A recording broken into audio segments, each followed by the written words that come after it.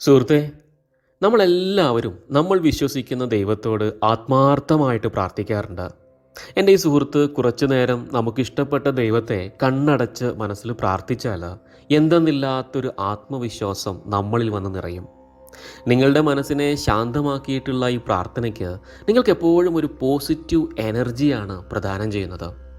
അതുകൊണ്ട് തന്നെ നമ്മളെല്ലാവരും പ്രാർത്ഥന എന്നത് നമ്മുടെ ജീവിതത്തിൻ്റെ ഭാഗമാക്കി മാറ്റിയവരാണ്. നിങ്ങൾ വ്യത്യസ്ത മതങ്ങളിൽപ്പെട്ടവരാകട്ടെ, വ്യത്യസ്ത ജാതിയിലുള്ളവരാകട്ടെ, വ്യത്യസ്തമായ പ്രത്യയ ശാസ്ത്രങ്ങൾ ഉൾക്കൊള്ളുന്നവരാകട്ടെ, നല്ലൊരു ശതമാനം ഒരു വ്യക്തിയെ സംബന്ധിച്ചിടത്തോളം അവരുടെ ജീവിതത്തിൻ്റെ ആഗ്രഹ പൂർത്തീകരണത്തിൻ്റെ ഭാഗമായിട്ട്, പ്രതിസന്ധി ഘട്ടങ്ങളിൽ ഒരു പരിഹാരമാർഗമായിട്ട്, തങ്ങളുടെ ആവശ്യങ്ങൾ നിറവേറ്റുന്നതിന് വേണ്ടിയിട്ട് പ്രാർത്ഥന ജീവിതത്തിൻ്റെ ഭാഗമാക്കി മാറ്റിയവരാണ്. എല്ലാ മതഗ്രന്ഥങ്ങളും പരിശോധിച്ചു കഴിഞ്ഞാൽ നിങ്ങൾക്ക് മനസ്സിലാകുന്ന കാര്യം പ്രാർത്ഥനയ്ക്ക് ഉത്തരം ലഭിക്കും എന്ന് തന്നെയാണ്. എന്നാൽ കുറച്ച് ആളുകൾക്ക് പ്രാർത്ഥനയ്ക്ക് ഉത്തരം ലഭിക്കുന്നു, എന്നാൽ മെജോറിറ്റി ആളുകൾക്ക് പ്രാർത്ഥനയ്ക്ക് ഉത്തരം ലഭിക്കുന്നില്ല. എന്തുകൊണ്ടാണ് ഇങ്ങനെ സംഭവിക്കുന്നത്? അതിനുള്ള ഉത്തരം നമ്മുടെ പ്രാർത്ഥനകളൊക്കെ ശരിയായ രീതിയിലല്ല ചെയ്യുന്നത് എന്നതാണ്. നമ്മൾ അറിഞ്ഞുകൊണ്ടോ അറിയാതെയോ പ്രാർത്ഥനകളിൽ ചില തെറ്റുകൾ വരുത്തുന്നു. സുഹൃത്തെ, ഇന്ന് മുതൽ നിങ്ങൾ പ്രാർത്ഥിക്കുമ്പോൾ ഇനി പറയുന്ന 5 കാര്യങ്ങൾ നിങ്ങൾ ശ്രദ്ധിച്ചിരിക്കണം. ഈ വീഡിയോ നിങ്ങൾ പൂർണ്ണമായിട്ടും കാണുക. നമ്മുടെ പ്രാർത്ഥനകൾക്ക് ഉത്തരം ലഭിക്കാൻ നമ്മെ സഹായിക്കുന്ന ഈ 5 കാര്യങ്ങൾ മനസ്സിലാക്കുക, നിങ്ങളുടെ ജീവിതത്തിൽ പ്രാവർത്തികമാക്കുക. അതോടൊപ്പം തന്നെ ഈ 5 കാര്യങ്ങൾ നിങ്ങളുടെ ജീവിതത്തിൽ ഫോളോ ചെയ്ത ശേഷം നിങ്ങളുടെ അനുഭവങ്ങൾ കമൻ്റായിട്ട് നിങ്ങളുടെ സുഹൃത്തുക്കളുമായിട്ട് പങ്കുവയ്ക്കുക. Step number 1, believe in what you pray for. സുഹൃത്തെ, ഇന്ന് മുതൽ കണ്ണടച്ച് പ്രാർത്ഥിക്കുമ്പോൾ ദൈവത്തിൽ പൂർണ്ണമായിട്ടും വിശ്വസിക്കുക. എൻ്റെ ദൈവം എൻ്റെ പ്രാർത്ഥന കേൾക്കും. ഞാനൊന്ന് വിളിച്ചാൽ എനിക്ക് താങ്ങും തണലുമായിട്ട് എൻ്റെ കൂടെ എപ്പോഴും ഉണ്ടാകുമെന്ന അടിയുറച്ച വിശ്വാസത്തോടു കൂടിയായിരിക്കണം നിങ്ങളുടെ പ്രാർത്ഥനകൾ. അതോടൊപ്പം തന്നെ പ്രാർത്ഥനയുടെ പ്രാധാന്യം എന്താണെന്ന് എൻ്റെ ഈ സുഹൃത്ത് മനസ്സിലാക്കിയിരിക്കണം. യഥാർത്ഥത്തിൽ പ്രാർത്ഥിച്ചാൽ തീർച്ചയായിട്ടും ഉത്തരം ലഭിക്കും. കാരണം നമ്മുടെ മനസ്സിന് ശക്തമായ ഒരു പവറുണ്ട്. നിങ്ങളിൽ വിശ്വസിക്കുക. കാരണം നിങ്ങളുടെ ജീവിതത്തിൽ ഇപ്പോൾ നടന്നുകൊണ്ടിരിക്കുന്ന പല കാര്യങ്ങളും നിങ്ങൾ തന്നെ അറിഞ്ഞുകൊണ്ടോ അറിയാതെയോ നിങ്ങളുടെ ജീവിതത്തിലേക്ക് അട്രാക്റ്റ് ചെയ്തെടുത്തതാണ്. നിങ്ങളുടെ ചിന്തകളിൽ കൂടെ, നിങ്ങളുടെ വാക്കുകളിൽ കൂടെ, നിങ്ങളുടെ ഫീലിങ്ങിൽ കൂടെ നിങ്ങൾ സൃഷ്ടിച്ചെടുത്തതാണ്. അതോടൊപ്പം തന്നെ നിങ്ങളുടെ ജീവിതം എന്ന് പറയുന്നത് ഇന്നലകളിൽ നമ്മൾ എന്ത് ചെയ്തു കൂട്ടിയോ അതാണ് നമ്മുടെ ഇന്നത്തെ ജീവിതം എന്ന് പറയുന്നത്. Step number 2, express your gratitude. സുഹൃത്തെ, നമ്മൾ ഫസ്റ്റ് സ്റ്റെപ്പായിട്ട് പഠിച്ചു നമ്മൾ വിശ്വസിക്കുന്ന ദൈവത്തിൽ പൂർണ്ണമായിട്ടും വിശ്വസിക്കുക. ഇനി നിങ്ങൾ പ്രാർത്ഥന തുടങ്ങുമ്പോൾ ശ്രദ്ധിക്കേണ്ടത്, ഏതൊരു കാര്യത്തിന് മുൻപും നിങ്ങൾ പ്രാർത്ഥിക്കുമ്പോൾ നിങ്ങൾക്ക് ഇതുവരെ ലഭിച്ച അല്ലെങ്കിൽ നിങ്ങൾക്ക് കിട്ടിയ നിങ്ങളുടെ കയ്യിലുള്ള കാര്യങ്ങൾക്ക് നന്ദി ഉണ്ടായിരിക്കുക എന്നതാണ്. ഉദാഹരണത്തിന്, നിങ്ങളിപ്പോൾ ഒരു സമ്പത്തിന് വേണ്ടിയിട്ടാണ് നിങ്ങൾ പ്രാർത്ഥിക്കുന്നത് എങ്കിൽ നിങ്ങൾക്കിപ്പോൾ ലഭിച്ചുകൊണ്ടിരിക്കുന്ന സാലറി അല്ലെങ്കിൽ നിങ്ങളുടെ ഇൻകം എത്ര ചെറുതോ വലുതോ ആയിക്കോട്ടെ, അതിന് ഗ്രാറ്റിറ്റ്യൂഡ് ഉണ്ടായിരിക്കുക, നന്ദിയുള്ളവരായിരിക്കുക. അതിനോട് നന്ദിയും കൃതജ്ഞതാ മനോഭാവവും എപ്പോഴും ഉണ്ടായിരിക്കണം. അതിനെ പരിപൂർണമായും അതേ അവസ്ഥയിൽ അക്സെപ്റ്റ് ചെയ്യുന്ന മാനസികാവസ്ഥയിലായിരിക്കണം നിങ്ങൾ പ്രാർത്ഥിക്കേണ്ടത്. അതോടൊപ്പം തന്നെ നിങ്ങൾ ജീവിതവുമായി ബന്ധപ്പെട്ട് കിടക്കുന്ന മേഖലയിൽ, ഏത് മേഖലയിലാണോ നിങ്ങൾ പ്രാർത്ഥിക്കുന്നത് അല്ലെങ്കിൽ മാറ്റം വരേണ്ടത്, ആ ബന്ധപ്പെട്ട മേഖലയിൽ നന്ദി തോന്നേണ്ട കാര്യങ്ങൾ പറഞ്ഞ് ഫീൽ ചെയ്തുകൊണ്ടായിരിക്കണം നിങ്ങൾ പ്രാർത്ഥന തുടങ്ങേണ്ടത്. രണ്ടാമതായിട്ടൊരു ഉദാഹരണം നോക്കാം. ഇപ്പോൾ നിങ്ങൾക്ക് ആരോഗ്യമാണ് വേണ്ടത് എങ്കിൽ ഇതുവരെയുള്ള അല്ലെങ്കിൽ നിങ്ങൾക്ക് ഇപ്പോൾ വരെയുള്ള എല്ലാ ഫങ്ഷൻസും, എല്ലാ ശരീരഭാഗങ്ങളും പ്രോപ്പറായിട്ടാണ് ഫങ്ഷൻ ചെയ്തിരിക്കുന്നത്. അതിനോട് നന്ദി ഉണ്ടായിരിക്കുക. ഇപ്പോൾ ആരോഗ്യമുള്ള അവയവങ്ങൾക്ക് നന്ദി ഉണ്ടായിരിക്കുക. ഇപ്പോൾ ജീവിതത്തിലുള്ള മറ്റ് പോസിറ്റീവായ കാര്യങ്ങൾക്കൊക്കെ നന്ദി ഉണ്ടാവുക. അങ്ങനെയാണ് നിങ്ങൾ പ്രാർത്ഥന തുടങ്ങേണ്ടത്. Step number 3, a prayer for submission to God. നിങ്ങളുടെ പ്രാർത്ഥനകൾ എന്ന് പറയുന്നത് ഒരു സബ്മിഷൻ അല്ലെങ്കിൽ ഒരു സമർപ്പണ രൂപത്തിലായിരിക്കണം നിങ്ങളുടെ ഇഷ്ടപ്പെട്ട നിങ്ങളുടെ ദൈവത്തോട് ആത്മാർത്ഥമായിട്ട് പ്രാർത്ഥിക്കേണ്ടത്. അതായത് നിങ്ങളുടെ ഒരു ആത്മാർത്ഥ സുഹൃത്തിനെ ഒരു കാര്യം നിങ്ങൾ ഏൽപ്പിച്ചു പോകുമ്പോൾ അത് ചെയ്യും എന്നുള്ള ഒരു വിശ്വാസത്തിൽ നിങ്ങൾ പോകുന്നില്ലേ? അതുപോലെ ഉദാഹരണത്തിന്, ഞാനിപ്പോൾ ഒരു പർട്ടിക്കുലർ എക്സാമിന് പോവുകയാണ്. Please take care of me, my exam will be successful. ഈ ഒരു മനോഭാവത്തിൽ വേണം നമ്മൾ ലക്ഷ്യങ്ങളെ അല്ലെങ്കിൽ നമ്മുടെ ഡ്രീംസിനെ നമ്മുടെ പ്രാർത്ഥനയിൽ ഉൾപ്പെടുത്തേണ്ടത്. നിങ്ങളിപ്പോൾ ഒരു ദൂര യാത്ര പോവുകയാണ്. അപ്പോൾ നിങ്ങൾ പറയേണ്ടത്, ഞാൻ ദൂരെ യാത്ര പോവുകയാണ്, യെസ് ഐ ആം സേഫ് എന്നുള്ള രീതിയിലായിരിക്കണം നിങ്ങളുടെ പ്രാർത്ഥനകൾ എന്ന് പറയുന്നത്.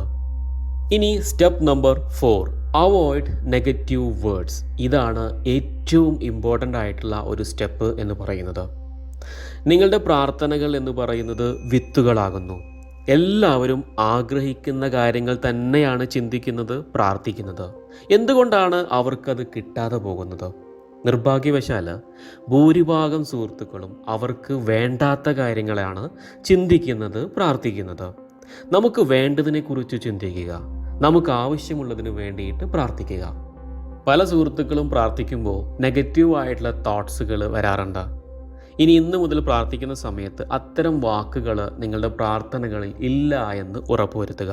ഉദാഹരണത്തിന്, എനിക്ക് സാമ്പത്തിക ഉയർച്ച തരണമേ എന്ന് സിമ്പിളായിട്ട് പ്രാർത്ഥിക്കുന്നതിന് പകരം പല ആളുകളും പ്രാർത്ഥിക്കുന്നത്, മരിച്ചാലും എൻ്റെ കടങ്ങളും ബാധ്യതകളും ഒന്നും തീരില്ല, കടബാധ്യതകളിൽ നിന്ന് രക്ഷിക്കണമേ എന്നാണ്. കടബാധ്യതകൾ എന്ന് പറയുന്ന ഒരു നെഗറ്റീവ് തോട്ട്സ് അവിടെ വരുന്നുണ്ട്. എനിക്ക് എൻ്റെ സമയം ശരിയല്ല, എന്നെ മാത്രം എന്തിനാണ് ദൈവമേ ഇങ്ങനെ പരീക്ഷിക്കുന്നത്? അതും തെറ്റായ ഒരു പ്രാർത്ഥനാ രീതിയാണ്. എനിക്ക് നല്ലൊരു യാത്ര പ്രദാനം ചെയ്യണം, അല്ലെങ്കിൽ സേഫ് ജേണി എനിക്ക് പ്രദാനം ചെയ്യണമേ എന്ന് പറയുന്നതിന് പകരം, ദൈവമേ എന്നെ എല്ലാ അപകട മരണങ്ങളിൽ നിന്നും കാത്ത് രക്ഷിക്കണമേ എന്ന് പറഞ്ഞ് നമ്മൾ അതിനേക്ക് അട്രാക്റ്റ് ചെയ്തുകൊണ്ടിരിക്കുകയാണ്. അതോടൊപ്പം തന്നെ എനിക്ക് നല്ല ആരോഗ്യം തരണമേ എന്ന് സിമ്പിളായിട്ട് പറഞ്ഞാൽ മതി. അതിനു പകരം പല ആളുകളും പ്രാർത്ഥിക്കുന്നത്, എല്ലാ അസുഖങ്ങളിൽ നിന്നും വ്യാധികളിൽ നിന്നും എന്നെ കാത്ത് രക്ഷിക്കണമേ എന്നാണ്. ഞാൻ ആകെ പ്രശ്നത്തിലാണ്, എന്നെ ഈ പ്രശ്നങ്ങളിൽ നിന്ന് ഒരു കരകയറ്റി തരണമേ എന്നുള്ള രീതിയും തെറ്റായൊരു പ്രാർത്ഥനാ രീതിയാണ്. ഇത് എല്ലാം എൻ്റെ വിധിയാണ്, ദൈവമേ എന്നെ ഈ അസുഖങ്ങളിൽ നിന്ന് എന്നെയും കുടുംബത്തെയും കൊണ്ടേ പോകൂ എന്നും പ്രാർത്ഥിക്കുന്നു. ഇതും തെറ്റായ രീതിയാണ്. നല്ലൊരു ആരോഗ്യം തരണമേ എൻ്റെ കുടുംബത്തിന് എന്ന് പ്രാർത്ഥിച്ചാൽ മതി. സിമ്പിളായിട്ട് പറയാം. ഞാൻ എത്ര പഠിച്ചാലും അതൊന്നും പരീക്ഷയ്ക്ക് ചോദിക്കില്ല. അതോടൊപ്പം തന്നെ പഠിച്ച കാര്യങ്ങളാണെങ്കിൽ പോലും എനിക്കൊന്നും ഓർമ്മയിൽ വരുന്നില്ല, ഇങ്ങനെയും പ്രാർത്ഥിക്കരുത്. എനിക്ക് നല്ല മാർക്ക് സ്കോർ ചെയ്യാൻ എന്നെ സഹായിക്കണമേ എന്ന് വേണമെങ്കിൽ പ്രാർത്ഥിക്കാം. അതോടൊപ്പം തന്നെ തെറ്റായ രീതിയാണ്, എനിക്ക് മറ്റുള്ളവരെ പോലെ ആഗ്രഹിക്കുന്ന ഒരു ജോലിയില്ല, അല്ലെങ്കിൽ അങ്ങനെ ജോലി ചെയ്യാനുള്ളൊരു ഭാഗ്യമൊന്നുമില്ല, ദൈവമേ നീ എന്തിനാണ് ഉള്ളവന് തന്നെ വീണ്ടും വീണ്ടും കൊടുക്കുന്നത്? ഏതായാലും ഇറങ്ങി, ഞാൻ ഇതൊക്കെ അനുഭവിച്ചേ തീരൂ. ദരിദ്രൻ എന്നും ദരിദ്രൻ തന്നെ. എൻ്റെ ദുഃഖങ്ങൾ തീർത്തു തരണമേ, എൻ്റെ കഷ്ടപ്പാടുകൾ മാറ്റിത്തരണമേ, എൻ്റെ മക്കളുടെ ചീത്ത സ്വഭാവം മാറ്റിത്തരണമേ. ഇങ്ങനെ തെറ്റായിട്ടുള്ള അല്ലെങ്കിൽ നെഗറ്റീവായിട്ടുള്ള വേർഡ്സുകൾ ഉപയോഗിച്ചുകൊണ്ട് നിങ്ങൾ ഒരിക്കലും പ്രാർത്ഥിക്കരുത്. അതിനായിട്ട് സിമ്പിളായിട്ട് നിങ്ങൾക്ക് എന്താണോ വേണ്ടത് അതിൽ മാത്രം നിങ്ങൾ ഫോക്കസ് ചെയ്യുക. Step number 5, receive the result. സുഹൃത്തെ, നിങ്ങൾ ഇന്ന് മുതൽ ഏതെങ്കിലും ഒരു കാര്യത്തിന് വേണ്ടിയിട്ട് പ്രാർത്ഥിക്കുമ്പോൾ അത് കിട്ടുന്നതിന് മുന്നേ തന്നെ ആ വസ്തു കിട്ടി, അല്ലെങ്കിൽ കിട്ടിക്കൊണ്ടിരിക്കുന്നു, അല്ലെങ്കിൽ ഞാൻ അതിലേക്ക് എത്തിച്ചേർന്നു കൊണ്ടിരിക്കുകയാണ് എന്നുള്ള മനോഭാവത്തിലായിരിക്കണം നിങ്ങൾ ഉണ്ടായിരിക്കേണ്ടത്. യാതൊരു തരത്തിലുള്ള സെൽഫ് ഡൗട്ടുകളോ കൺസേണുകളോ നെഗറ്റിവിറ്റിയോ ഫിയറോ ഒന്നുമില്ലാത്ത അവസ്ഥയിൽ നിന്ന് എന്നിലേക്ക് ഞാൻ ചോദിച്ച ആ ആഗ്രഹം എത്തിക്കൊണ്ടിരിക്കുകയാണ് എന്ന മനോഭാവത്തിലായിരിക്കണം നമ്മൾ ഇരിക്കേണ്ടത്. അതായത് നിങ്ങളുടെ പ്രാർത്ഥന എന്ന് പറയുന്നത് കേവലം അപേക്ഷയിൽ നിന്നും അല്ലെങ്കിൽ അഭ്യർത്ഥനയിൽ നിന്നും ഉപരിയായി മാറിയിട്ട് നമ്മുടെ പ്രാർത്ഥന എന്ന് പറയുന്നത് ഒരു ഗ്രാറ്റിറ്റ്യൂഡിൽ തുടങ്ങി ഒരു സബ്മിഷനോട് കൂടി ബിലീവ് ചെയ്ത് റിസീവ് ചെയ്യുന്ന ഒരു അവസ്ഥയിലായിരിക്കണം നിങ്ങളുടെ ഒരു പ്രാർത്ഥനയുടെ ഒരു കംപ്ലീറ്റ് പ്രോസസ്സ് എന്ന് പറയുന്നത്.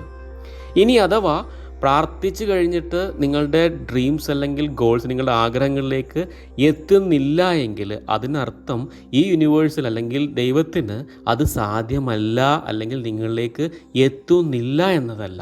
നമ്മൾ ക്രിയേറ്റ് ചെയ്ത പവർ അല്ലെങ്കിൽ നമ്മുടെ പ്രാർത്ഥനയുടെ പവർ എത്രമാത്രം ഉണ്ടോ അത്രമാത്രമാണ് നിങ്ങളിലേക്ക് സംഭവിക്കുന്നത്.